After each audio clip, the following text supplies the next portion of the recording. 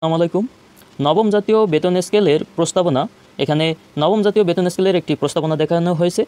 এখানে 2015 সালের জাতীয় বেতন স্কেলে প্রথম গ্রেডে ৭৮,০০০ টাকা ছিল, সেটি নবম জাতীয় পে স্কেলে ১ লাখ টাকা হিসেবে ধরা হয়েছে।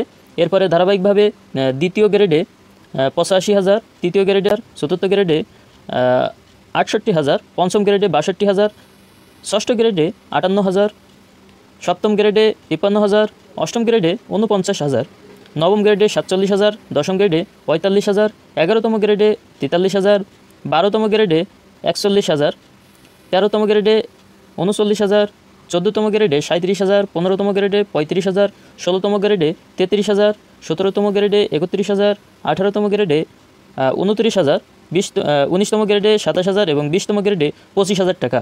এখানে সর্বনিম্ন ২০তম গ্রেডে ২৫,০০০ টাকা বেসিক ধরা হয়েছে। এছাড়াও আরও রয়েছে বার্ষিক ইনক্রিমেন্ট 5%, চিকিৎসা ভাতা সময় উপযোগী, শিক্ষা ভাতা সময় উপযোগী, টিফিন ভাতা ও যাতায়াত ভাতা সময় উপযোগী। তো এখানে যে প্রস্তাবনা দেওয়া হয়েছে এটি একটি বৈষম্য মুক্ত একটি বেতন স্কেলের প্রস্তাবনা দেওয়া হয়েছে। তো সরকার যদি নবম জাতীয় পে স্কেলে এরকম একটি বেতন স্কেল চালু করে, সেটি আমার মনে হয় একটি বৈষম্য মুক্ত বা বৈষম্যহীন একটি বেতন স্কেল হতে পারে 2026 সালে সরকারি চাকরিজীবীদের জন্য। তো আশা করি সরকার এরকম কিছু করবে হয়তো, বা এরকম কিছু করুক, এমনটি প্রত্যাশা সরকারি চাকরিজীবীদের জন্য। এবং সরকারি চাকরিজীবীরা কিন্তু দীর্ঘদিন ধরে প্রত্যাশা করছে একটি বৈষম্য মুক্ত একটি নতুন পে স্কেল। তো আশা করি এরকম একটি পে স্কেল হলে হয়তো ভালো হতে পারে। তো আপনারাও আপনাদের মতামত জানাবেন। আর এই বেতন স্কেল এর উপরে আপনাদের যদি কোনো মন্তব্য বা মতামত থাকে তাহলে আপনারা জানান যে এরকম একটি বেতন স্কেল হলে আসলে কেমন হয়।